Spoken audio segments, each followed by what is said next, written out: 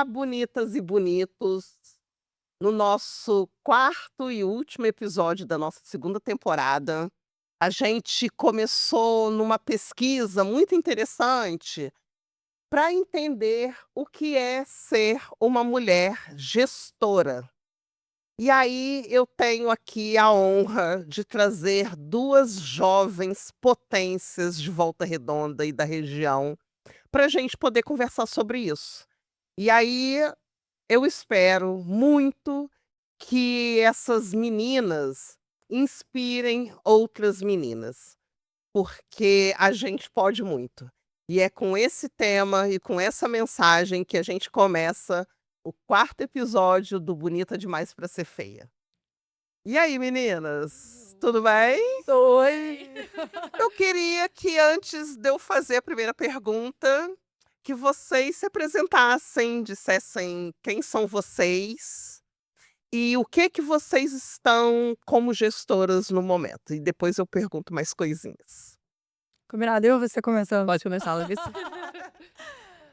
Nossa, Renata, é muito doido, assim, né, eu tenho uma dificuldade muito grande de me apresentar, apesar de sempre trabalhar um pouquinho essa questão de oratória, de conversa, né. Mas vamos lá. Eu sou uma jovem, nasci em Barra Mansa, mas vivi a minha vida toda em Volta Redonda.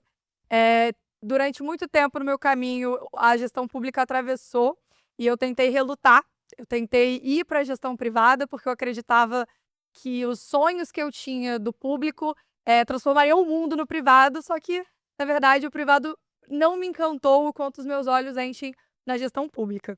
Então hoje eu estou gestora de políticas públicas na assistência social, estou subsecretária em Volta Redonda, e venho aí de uma caminhada enquanto jovem na militância de políticas públicas para criança, adolescente e jovens. Maneiro, maneiro. Meu E aí? nome é Pamela, né, eu trabalho na gestão privada, trabalho com uma empresa que tem um foco em pessoas pretas e cacheadas e retintas e crespas, que é o Espaço Crespo. Hoje é um espaço de acolhimento, onde a gente oferece um tratamento capilar, né, um salão. E estamos aqui na Vila Santa Cecília, que é o coração de Volta Redonda, né, tentando trazer para essa área que é tão elitizada, tão, vista com olhos diferentes, onde muitos de nós não conseguem acessar, trazer esse atendimento humanizado, trazer um atendimento privativo para essas pessoas. E aí a minha primeira pergunta para as duas, e aí na verdade, a gente vai conversar, é o quanto é desafiador ser uma mulher gestora para vocês? E aí, Pamela? Eh, Sentimento de ter que ser validada o tempo todo. O que você faz nunca pode dar errado, e a gente sabe que a gestão muitas das vezes, não sei se a Larissa tem esse sentimento, a gestão muitas das vezes a gente não acerta o tempo todo, como em tudo na nossa vida, né, mas quando você é mulher isso tem um peso 2. Você tem que o tempo todo provar que sim, que você entende o que você está fazendo, que você estudou o que você está fazendo, que você sabe o que você está falando, mesmo você tendo certeza. E às vezes também você não vai ter certeza. Às vezes você vai errar, todo mundo erra, todo mundo dá um mau passo. E quando é para mulher, aquilo nossa, imperdoável. É sentar numa mesa e você ter que brigar para ser ouvida por algo óbvio, que você teria que ter a palavra ali de primeira. Então acho que, talvez não agora, mas no caminho essa foi a minha maior dificuldade, enquanto mulher. E pra você, Larissa? Não, eu acho que assim, é muito disso, e ali eu acho que também é transversal pra gente a questão da nossa idade, né. En então, para além da grande dificuldade que é, obviamente, ser mulher no mercado de trabalho como um todo, na gestão a gente enfrenta, além da questão da gente tem que sempre validar, né. Então eu chego nos lugares, em mesas, e o tempo todo eu tenho que colocar o meu currículo à frente para comprovar Você o merece. meu papel e a minha atuação. E para além disso, a dificuldade das pessoas olharem e falarem: "Nossa, mas você fez tudo isso, você tem uma cara de tão novinha". Então, isso é também um pouco ruim, né, pensar que a gente tem as nossas trajetórias ao longo de toda uma vida e que profissionalmente a gente sempre busca fazer o melhor, e no lugar de gestão, a gente sabe que para além da gestão do negócio ou lá do orçamento, que é para mim, a gente tem uma questão de gestão de pessoas, e aí você ter essa dificuldade, né, esse enfrentamento tanto da questão da idade, quanto a questão de você ser mulher, Isso é muito complicado. Então, na verdade, eu nunca passou pela minha cabeça a gestão, nunca passou. E eu tenho gestão pública de cultura, eu tenho essa extensão, né, em gestão, pública de cultura, mas nunca me passou a gestão pela cabeça. E aí, eu me lembro, assim, quando eu me vi à frente do Memorial Zumbi enquanto gestora, Uhum. eu parei, eu falei: "Cara, será?" Porque ainda tem essa questão da gente também Botar. se autossabotar, né. Se é que é isso mesmo, será eu nunca comentei isso com as pessoas, porque eu também não quero esse tipo de validação. Então, assim, quem sabe disso é a minha Uhum. terapeuta, ponto. De me pensar como uma fraude. Gente, aquele lugar não é para mim. As pessoas que estão indo lá porque eu passei por a questão do assédio, Uhum. quando eu me torno gestora, né. As pessoas e a pessoa em especial que ia lá e que pontuava isso: "Você não vai dar conta", eu muitas das vezes eu voltava com essa fala dele, e pensava assim: "Eu não vou dar conta. Eu sou uma mentira, eu sou uma fraude. Essa Renata que as pessoas falam, essa Renata, ela não existe. Não tem como, eu realmente não vou dar conta." E aí levava para terapeuta, falava com outras mulheres mais próximas: "Não, Rê, calma, respira, dá conta sim, não vai ser fácil, mas vai, vamos juntas." Como que foi para vocês se perceberem gestoras? Eu tenho 2 momentos muito legais.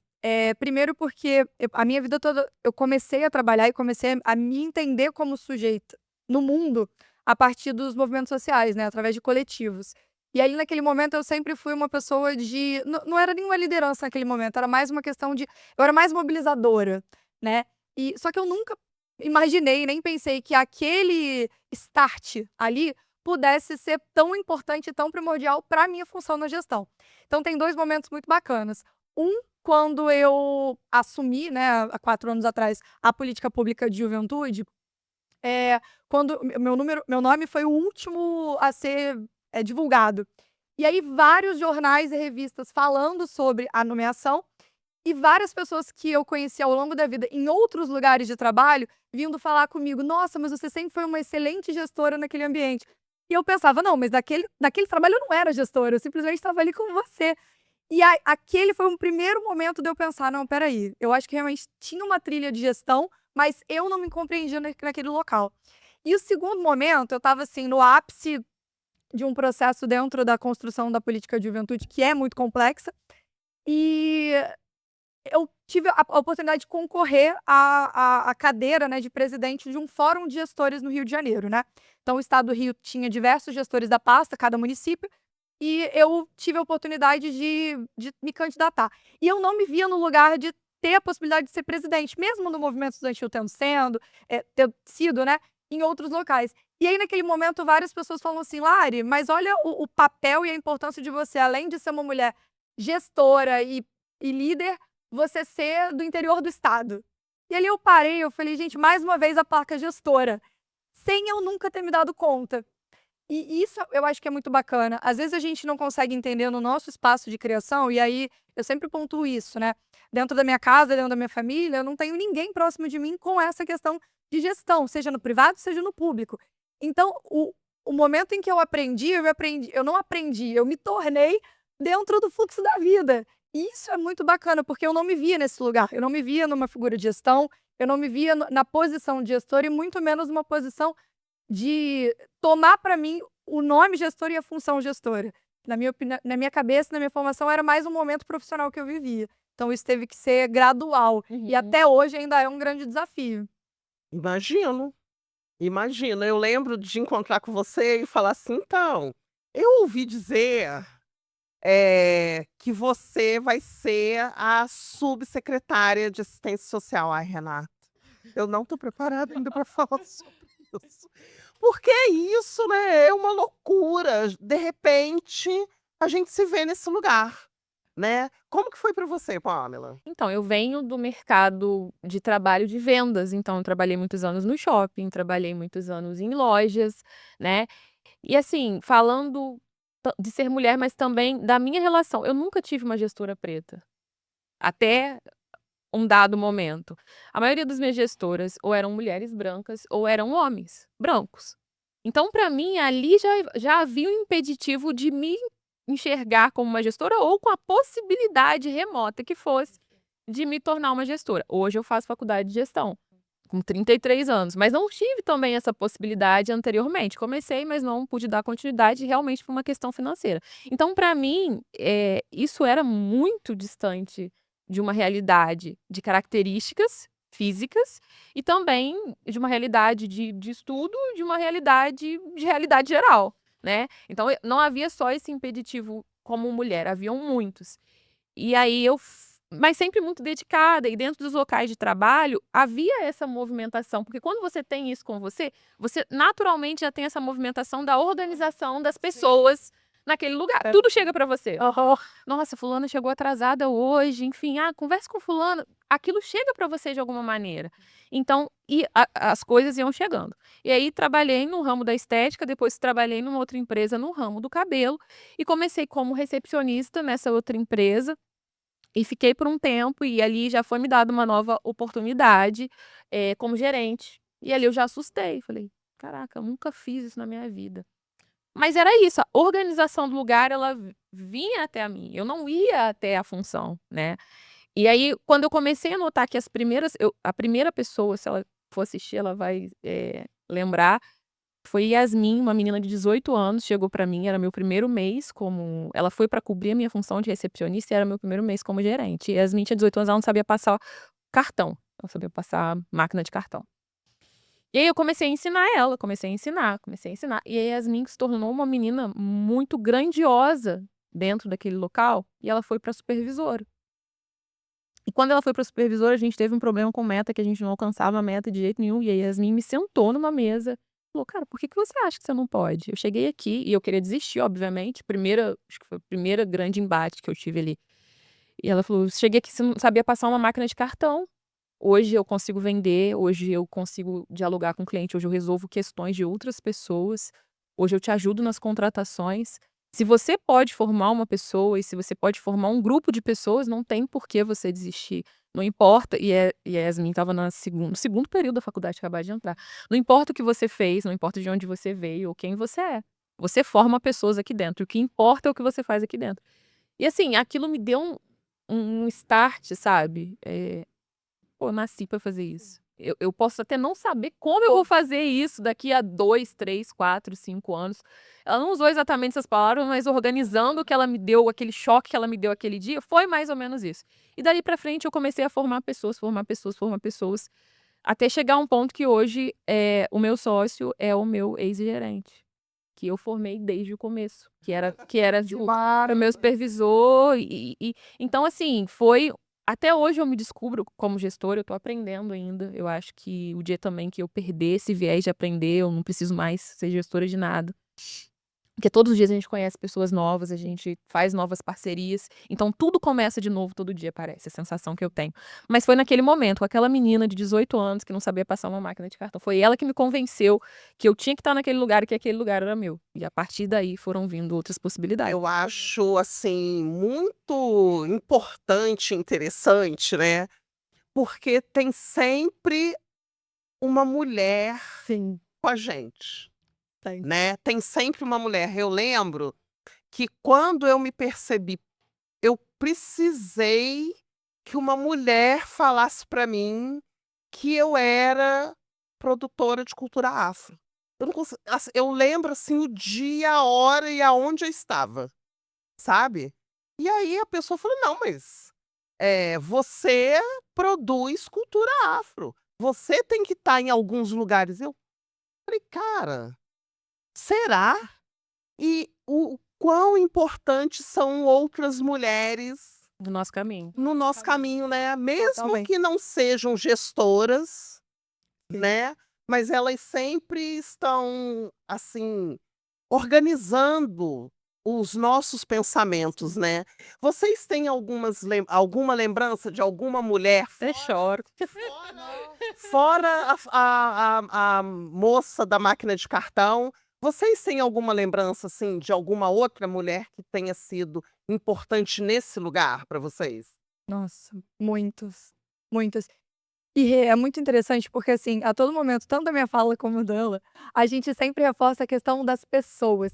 E isso é o mais bacana, porque a gestão, sendo privada ou pública, ela é feita por Por pessoas. pessoas. E assim, eu na minha formação e tanto no mercado de trabalho quanto profissional, e aí eu acho que é importante mencionar isso, eh, eu sempre falo que eu sou fruto de políticas públicas que deram certo, né. E nesse papel, eu sempre estudei em colégio público, e a escola pública me abriu a mente para muita coisa.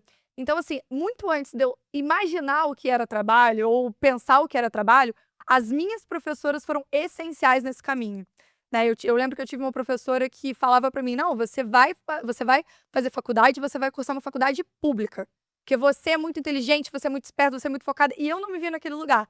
Então é bacana, porque antes mesmo de eu me ver no papel de gestora, essas professoras me influenciaram muito, sabe. Eu tive a oportunidade, muito depois, né, ali no caminho da gestão, de começar a fazer alguns cursos de autoconhecimento. E eu lembro plenamente, eu fiz um que eu não queria ir, eu fui por aquela coisa assim: "Ah, tá todo mundo indo, eu vou". E aí nesse curso eu lembro que quando eu entrei tinha uma divisão de cores, né, de grupos, e aí quando foi tirando os nomes, era um final de semana que eu não estava muito bem, tinha dado um monte de problema no trabalho, e na hora de tirar veio pra mim o papel de liderança daquele grupo. E aí eu pensei: "Meu Deus, De novo, não. de novo isso aqui não, eu vim pra cá pra aprender as coisas, eu não queria pensar em trabalho". E eu tive a oportunidade de uma pessoa daquele grupo, né, do meu grupo, num determinado momento virar pra mim e falar: "Caramba, deve ser muito legal trabalhar com você na gestão, porque você consegue entender, eh, qual que é o nosso papel enquanto pessoas aqui no grupo". E eu nunca tinha parado pra pensar nisso. Eu nunca tinha parado para pensar o papel de pessoas na gestão e o meu papel enquanto gestora de compreender esse espaço e não só ajudá-las nesse caminhar, né, sendo minha equipe mais diretamente, e muito menos o quanto a fala dela para mim, como foi a dessa minha professora lá atrás, me fez refletir o meu papel. E isso é muito doido. Muitas das vezes a gente não compreende, a gente não pega para si, a gente não entende o quanto é o nosso papel nessa questão de gestão de pessoas. E que essas pessoas, de fato, vão transformar tudo do que a gente entende como, aptidão ou como trabalho. É isso. Basicamente, é tudo a mesma coisa, né, mas eu não consigo pensar na gestão sem pensar nas pessoas. E falando de mulheres, os últimos anos da minha vida foi trabalhando com mulheres pretas e para mulheres pretas. Isso é muito único na minha vida, é uma coisa que eu vivencio há muitos anos. E eu tive um momento, assim, muito impactante na minha vida, que foi um burnout violento, em 2021, pós-pandemia.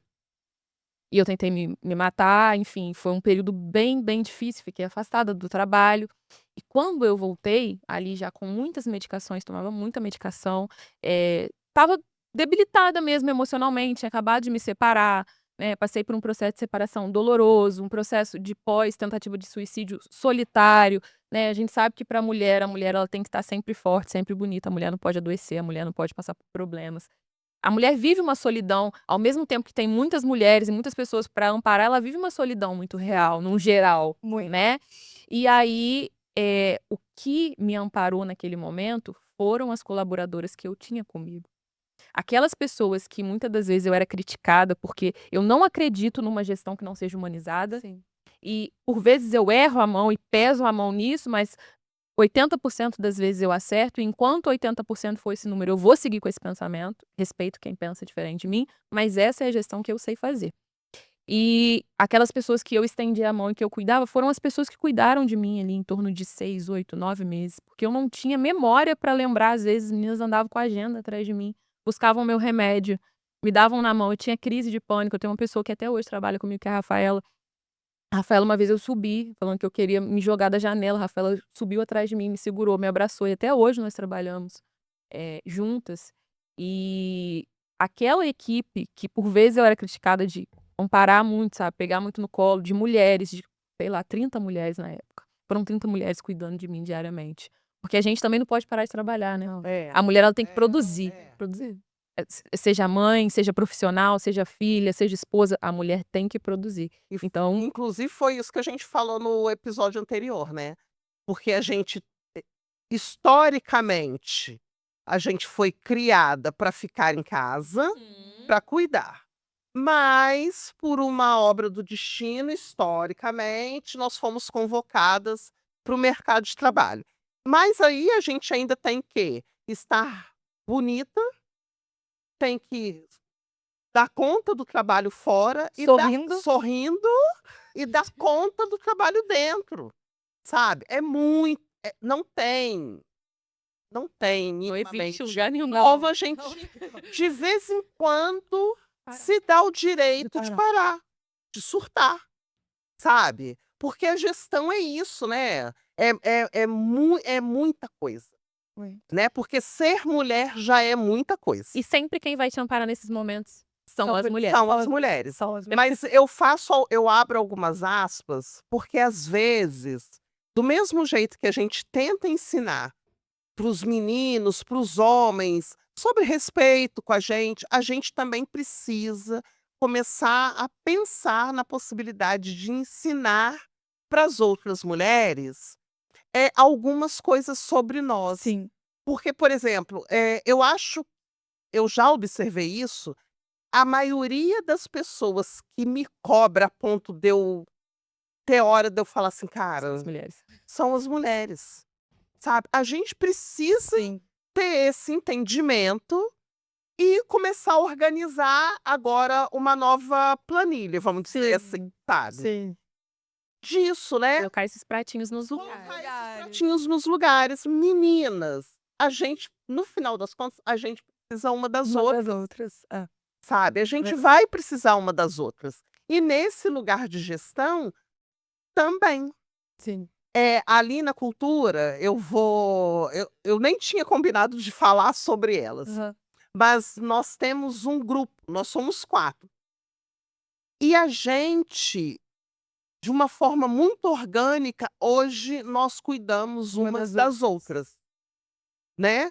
Porque ali dentro, sou eu gestora e 3 meninas, eu sou a mais velha, 3 meninas no administrativo.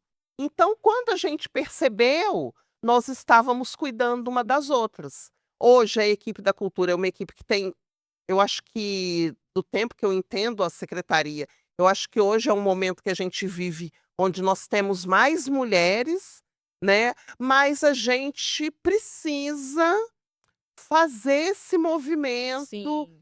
que muitas das vezes é silencioso e a gente, conversando, a gente foi percebendo que a gente faz esse movimento silencioso. Sim. As pessoas talvez tenham percebido, e como a gente está em silêncio, Uhum. cuidando uma das outras, as Quietinha. pessoas também não comentam, mas a gente faz esse movimento silenciosozinho de uma cuidar da outra.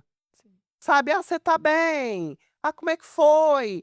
E ao ponto da gente perceber, a evolução uma da outra. Isso é muito Muito, legal. muito. Teve assim, eu venho de uma equipe, a minha equipe anteriormente era uma equipe pequena, Uhum. 90% mulheres, né, éramos poucas, mas éramos ótimas.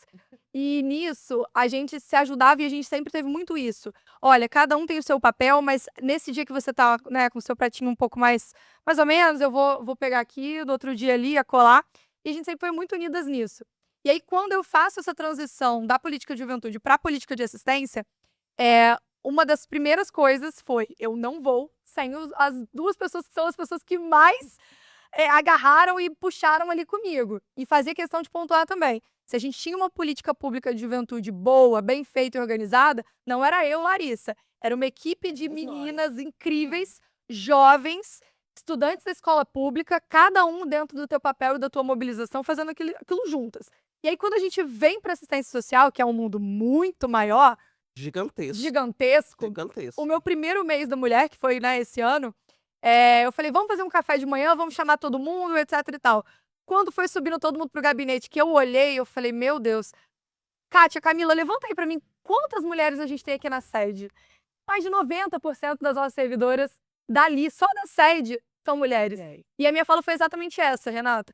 O quanto a gente precisa estar ali para ajudar umas às outras. Sim. O quanto eu fico extremamente feliz em todos os dias aprender coisas com pessoas que estão ali há mais tempo que eu, e estou ali para ajudar a jovem aprendiz da minha sala. E compreender o nosso papel também, não só de inspiração, mas de mão mesmo.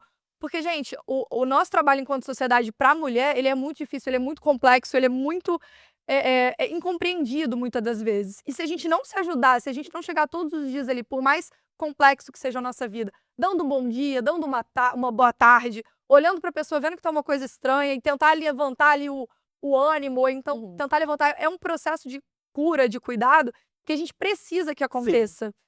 E ver aquilo ali para mim na assistência, porque a gente cuida de pessoas.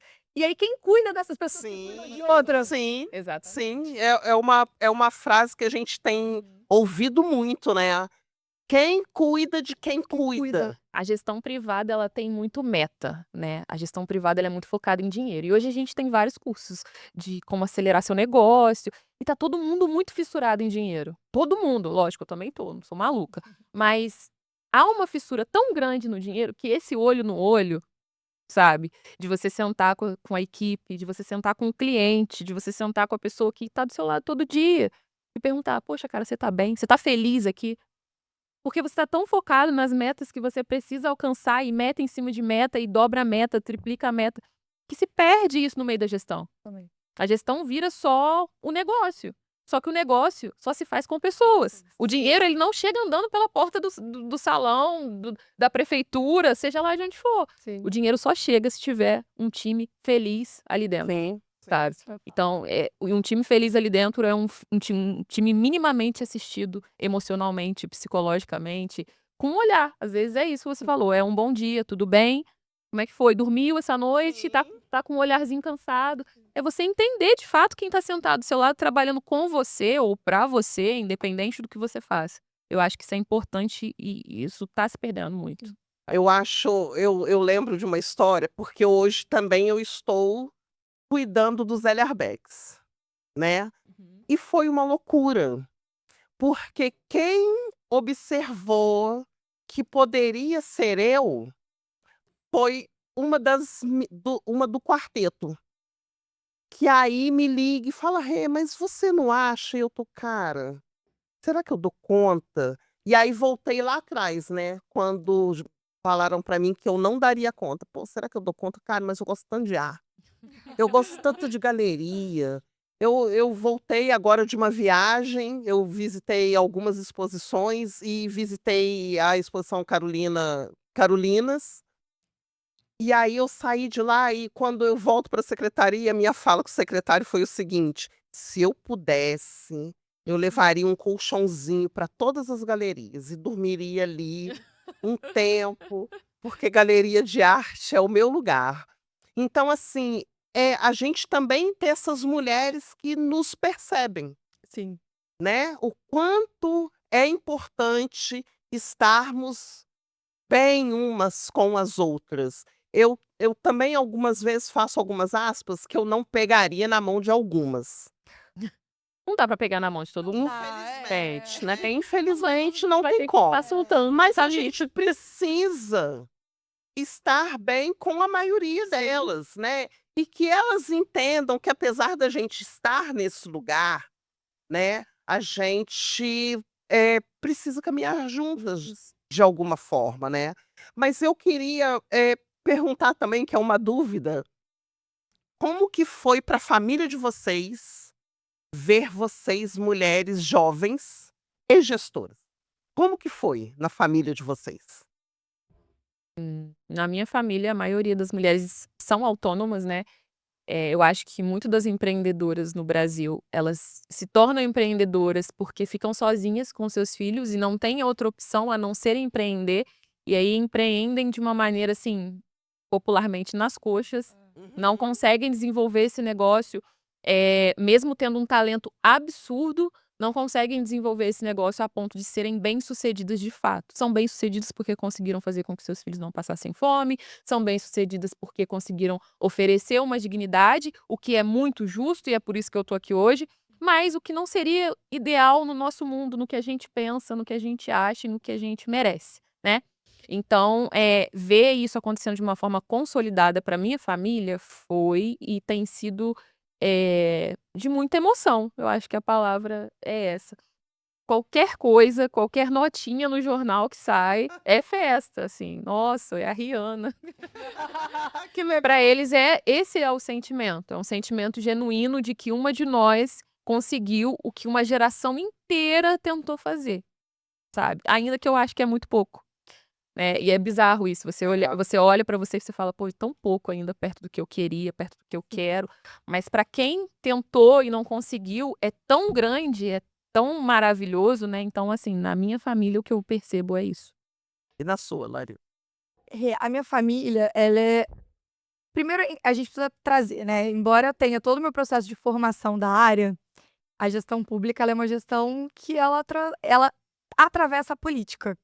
E a política é uma coisa que para todo nunca vai ser um lado só, nunca vai estar bom para todo mundo, Aham. nunca vai ter, né, é mais subjetivo. Então, num primeiro momento, a minha família sempre olhava do tipo: "Clary, mas você formou, você é advogada, por que você não vai advogar? Por que você não vai para outro lugar?". Primeiro teve aquele medo e aquele receio por conta do ambiente. Mas acho que depois, conforme o tempo foi passando, houve uma interpretação e uma vivência do quanto o que eu gosto de fazer e o caso que brilha aos meus olhos. Isso é minha família como um todo. Pra minha mãe sempre foi motivo de orgulho, né. Tem. Então, Isso tá aí pra minha mãe, gente. Estudei com a mãe de Larissa. pra minha mãe era assim: "Ah, minha filha, ah, minha filha, minha filha". E ela brinca, né, durante muito tempo você era filha da Giane e agora eu sou a mãe da Larissa. E isso é muito bacana. Agora, tem um fato que é bem bacana, ainda mais quando a gente fala nessa questão do nosso papel com as nossas famílias e com a nossa comunidade, né, com o nosso grupo de convívio. Não tô lembrada agora o nome de um livro, mas eu tive a oportunidade da Bienal, não foi na Bienal, foi na Flip. A Manuela Dávila lançou um livro, eu vou me lembrar ainda, e nesse livro ela conta a história e a trajetória de mulheres na política. E ela mostra e reforça não só o machismo extremamente complexo que a gente passa e que de fato acontece sempre, mas ela também explica o quanto o nosso papel familiar, ele é importante para que a gente se sinta não só protegida, mas mas também para que a gente sinta a importância do nosso papel ali. Então hoje, esse foi um livro que abriu muito a minha mente de ouvir diversas deputadas, de ler o trecho que a Dilma fala sobre o quanto para ela foi extremamente complexo viver o machismo como presidenta, e diversas outras deputadas demonstrando o quanto perigoso era essa função. Uhum. E a partir dessa leitura e a partir desse momento, eu tive reflexões com a minha família muito importantes, que é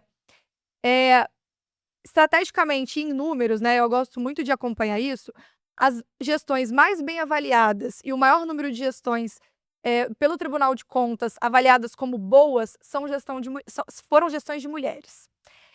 A gente naturalmente tem um olhar para um todo, e aí não é fazendo juízo de valores de homem e mulher não, tá gente, é dados, em que traz pra gente um processo de humanização que a gestão pública é o ponto principal.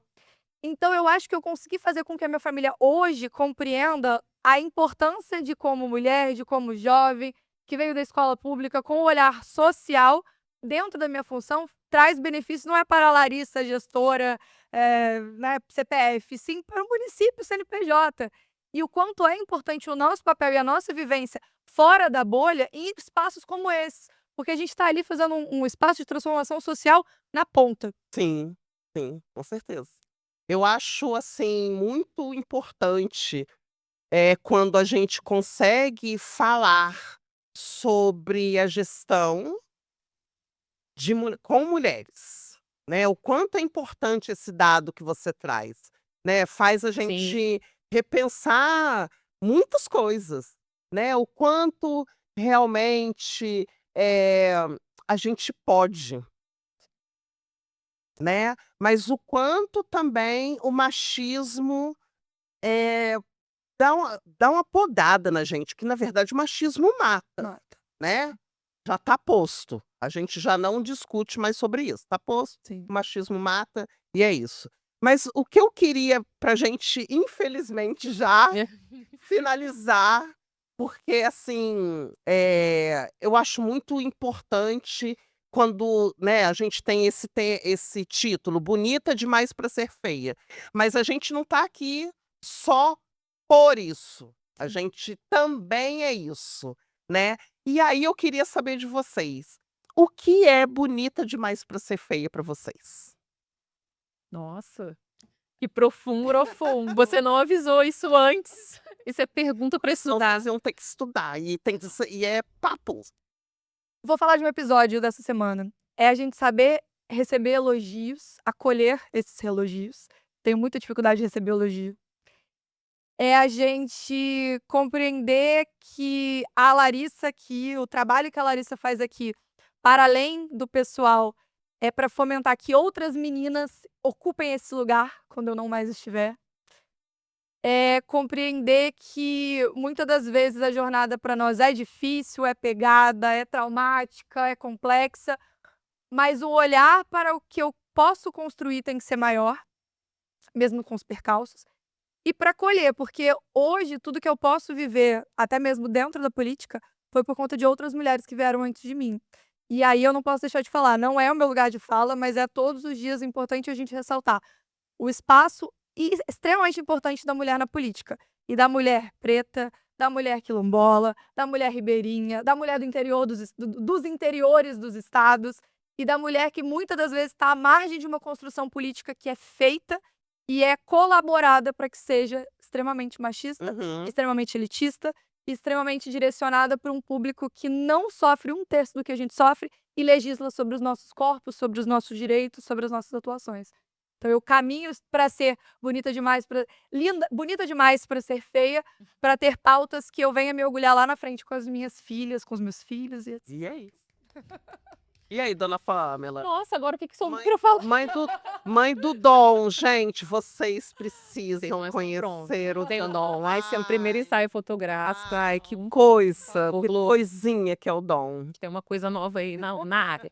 Eu acho que bonita demais para ser feia é conseguir trazer voz.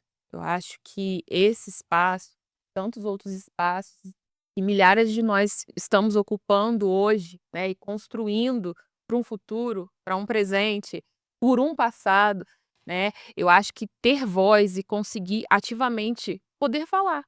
Isso até um tempo atrás era impossível. Talvez se a gente pensar nas nossas avós, elas não falavam, elas não tinham esse lugar para pensar, para formar uma opinião, né. E hoje a gente conseguir ter essa construção e através da gestão, conseguir levar isso para outras pessoas e quando eu tô gerindo uma mulher e consigo mudar a realidade dela, eu consigo mudar a realidade de toda uma aldeia que é a família dela, isso para mim é incrível e isso é grandioso, assim. Dentro da minha pequenez, isso é muito grande, então é isso que hoje eu faço para ser bonita demais para ser feia. Pra mim, bonita demais para ser feia é poder contar com outras mulheres como vocês, sabe. Nos outros episódios eu deixei isso registrado e quero deixar registrado também a minha gratidão por ter mulheres como vocês na minha vida, direto ou indiretamente, ouvindo, vendo as minhas conquistas, ouvindo as minhas reclamações, ouvindo as conquistas dos meus filhos, né. É muito importante para mim, isso para mim não tem preço, assim, sabe. Isso para mim é ser bonita demais para ser feia. Esse grupo, esse tantão de mulher que eu tenho na minha vida e que topa as loucuras que eu penso, sabe, assim, porque eu costumo brincar que eu tenho sonhos muito loucos, mas os meus sonhos para darem certo, lógico, né, falei isso também no episódio anterior, eh, a gente tem os sonhos nossos, privados, particulares, e eu confesso para vocês que eu tenho poucos, sabe, porque eu gosto de sonhar coletivamente. Eu gosto que esses sonhos sejam coletivos, né. Porque o bonita demais para ser feia, ele não daria certo só eu aqui, com Sim. o microfone aqui. Se não fosse o seu trabalho, a sua coragem, você é uma mulher extremamente corajosa. Se não fosse a coragem da sua mãe, sabe, para poder trazer a Larissa até aqui, que trouxeram para mim até mesmo como ser uma boa mãe e entregar meninos menos machistas para a sociedade. Então, assim, eu queria muito agradecer, mas assim, muito, Agradeço. porque essa segunda temporada foi pensada para mulheres 50 a mais, mas principalmente Uhum. para mostrar para as meninas mais jovens também que a gente está cheia de meninas novas e que elas podem, Sim. sabe? Eu sou uma mulher de quase 53 que ainda tenho sonhos, eu tenho muita fé que eu vou realizar, porque são sonhos que, na verdade, não eram sonhos que eu tinha lá atrás, mas são sonhos que eu vou percebendo a possibilidade. Cara, eu acho que eu posso sonhar com isso. Acho que eu posso tentar realizar isso. Se não realizar para mim também, tá sempre tudo muito bem. Eu quero os meus bem, né? Eu cheguei nessa fase da vida. Cara, eu quero os meus bens. E é isso, assim. Eu queria muito agradecer a vocês, agradecer também a mulherada do Fundo Elas, que proporciona que as mulheres se movimentem. Hoje, o Bonita Demais para Ser Feia, ele tá nessa construção, né?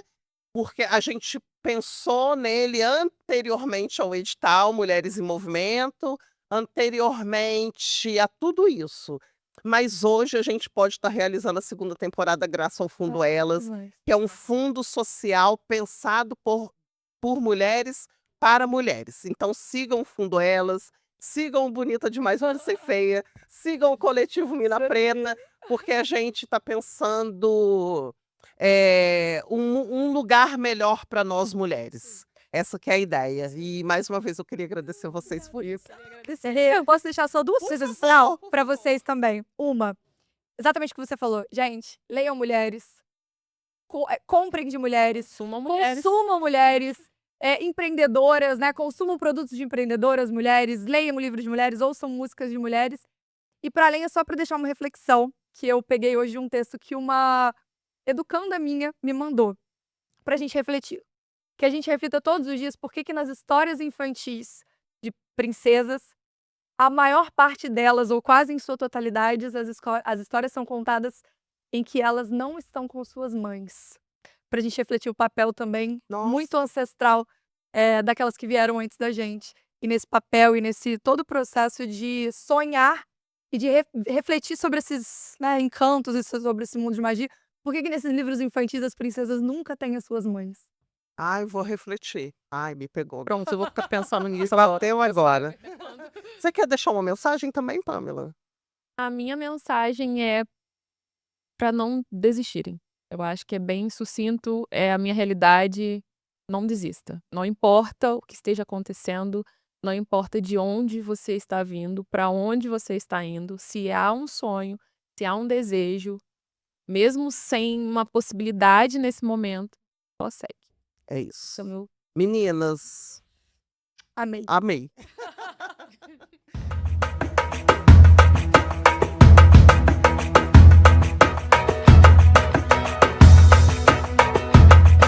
Bonita demais para ser feia.